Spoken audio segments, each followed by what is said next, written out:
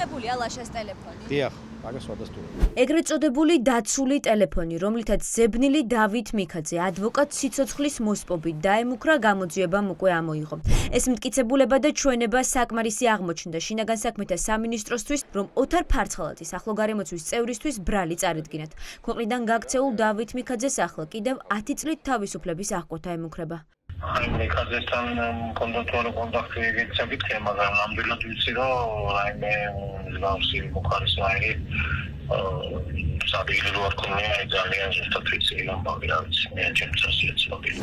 გამოძიების ვერსიით ლევან ჯანგოლაძის მკვლელობის საქმეზე დაკავებული ერთ-ერთი პირის ადვოკატთან მკვლელობის ორგანიზებაში ბრალდებული დავით მიქაძის დაცვის წევრები მივიდნენ და გადასცეს ტელეფონი, რომლის საშუალებითაც ოთარ ფარცხალაძის ახლო მეგობარი ადვოკატ სიცოცხლის მოსპობით დაემუქრა.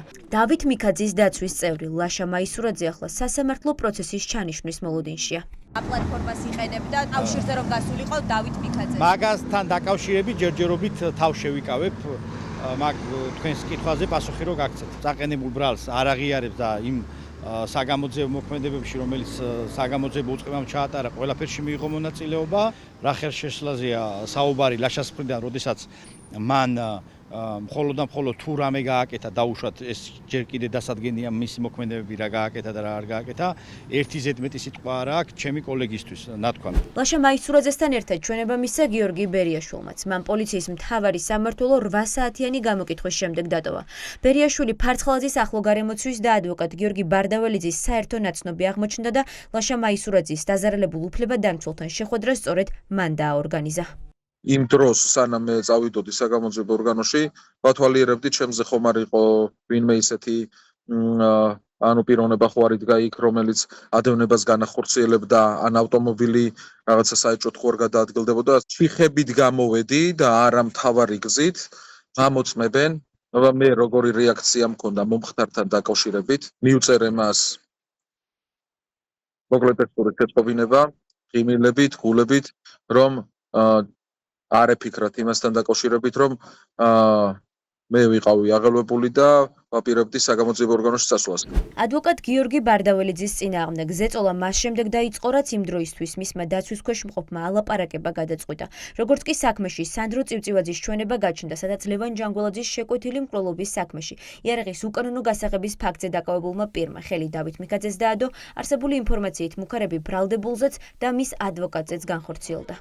დაუშვებელი არის ადვოკატის მიმართ მუქარა ბინძური მეთოდებით ადვოკატის დისკრედიტაციის მცდელობას აქვს ერთადერთი მიზანი, რომ მოახდინონ ადვოკატის განეიტრალება, რომ ადვოკატმა ვეღარ შეძლოს თავისი საქმის გაკეთება.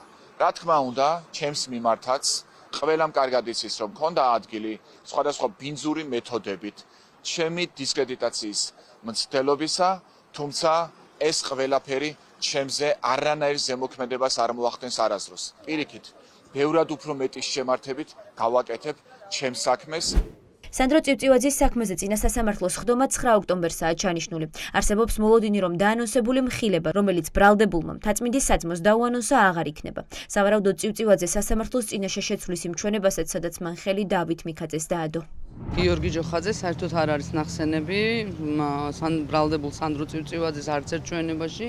მithumetes arts შეცვლილ ჩვენებაში და ამასთან დაკავშირებით შესაბამისად განმარტებას არ ვაკეთებ, იმიტომ რომ ჩემი დაცვის ქვეშ ყოფი არ ყავს მოხსენიებული. ხა თუ რატომ აიცილა ბრალდებულმა მისი ადვოკატი, ეს მათი ურთიერთობაა და შესაბამისად ამაში მე ვერ ჩავერევ. მუქარით ადვოკატის საქმიანობაში ხელი შეშლის ფაქტზე დაკავებულის აღკვეთ ღონისძიებაზე სასამართლო ხვალ იმსჯელებს. მიქაძეებთან კავშირის დადგენის შემთხვევაში შესაძლოა მას ბრალიც დაუმძიმდეს.